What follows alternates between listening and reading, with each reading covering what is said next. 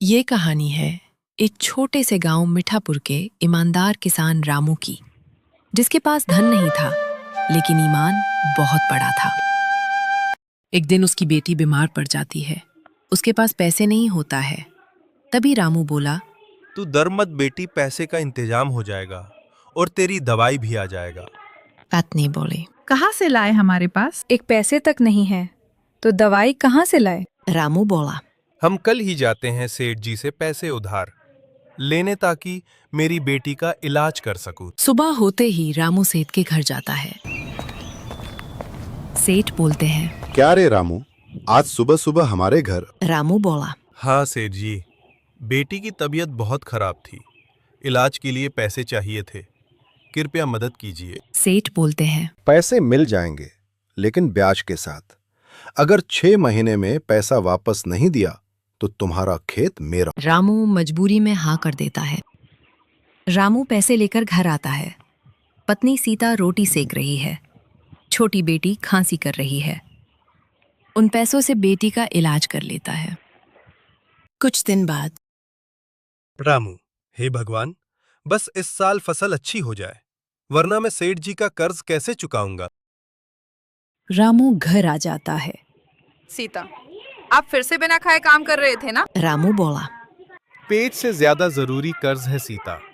अगर पैसा नहीं चुका पाया तो ये घर, ये खेत सब चला जाएगा।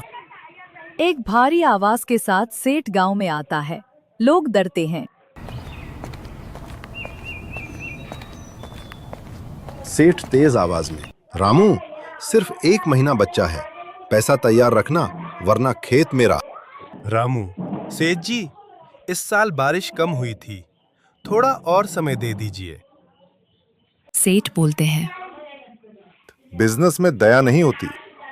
एक दिन तेज आंधी आती है।